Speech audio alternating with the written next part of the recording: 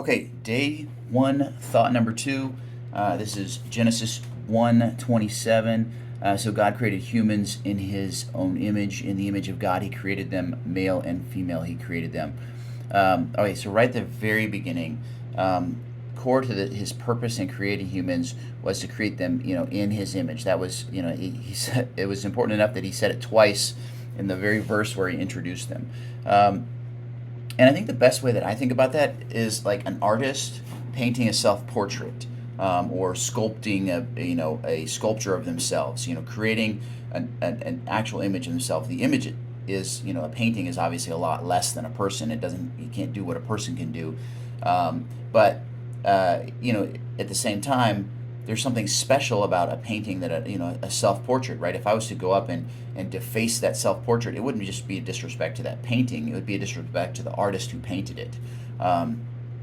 And so, in our own lives, right, we are all, each individual unique self-portraits of God. That is so important, that God created each one as an expression, each one of us as an expression of Himself.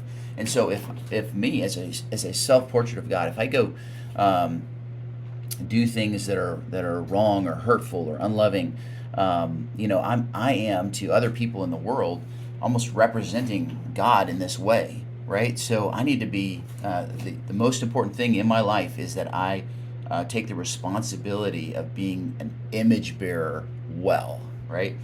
The second thing that's really, really important here is that male and female, he created them right in the mid, like an integral part of the image of God is maleness or femaleness, or masculinity and femininity. And we hear a lot about toxic masculinity. And you know what? To be honest, traditionally, there men have, and I don't make blanket statements, but many men have downplayed the importance of women and of femininity in the world. But the strength and the courage and the leadership and all the other things that are sort of stereotypically generalized as being kind of more male traits are no more important than the tenderness and the love and the kindness and the responsibility and all these things that tend to be more female traits or tend to be associated more with women. And women's roles as image bearers are no less important than men's roles, right? So that's one side of that, right? These are listed right next to each other as equal parts of bearing the image of God. A male self-portrait of God, and a female self-portrait of God are are both equally important and valuable.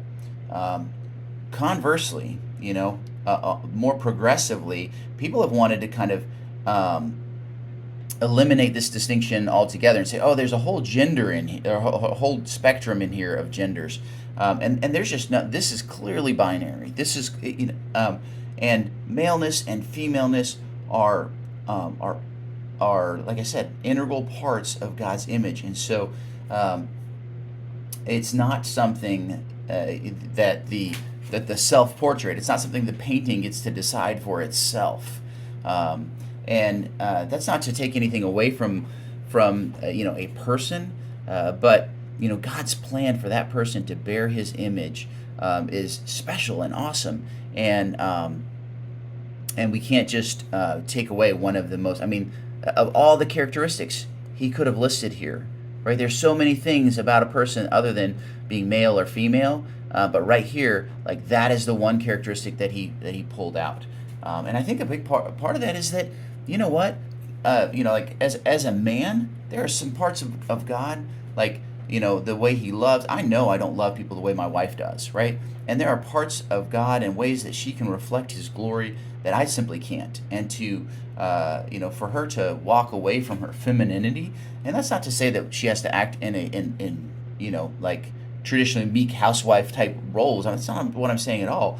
But she needs to embrace her femaleness. Every female needs to be proud of their femaleness, and every male needs to be proud of their maleness, because it reflects who God is. Okay, great. How do I do this? Well, this one hits really close to home.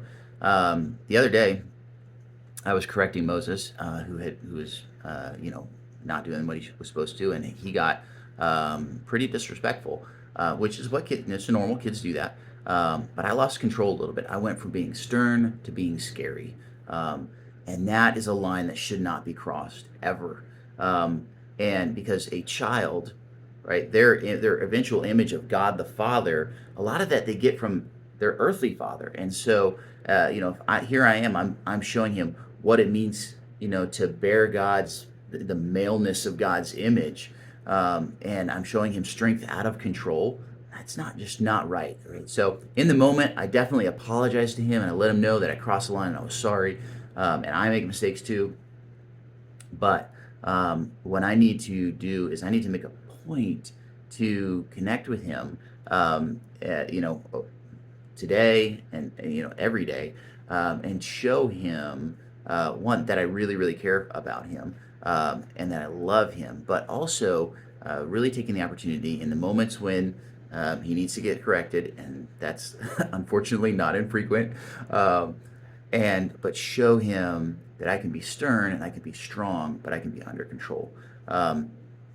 So that is, like I said, really really close to home. So that's how I'm going to read it and do it.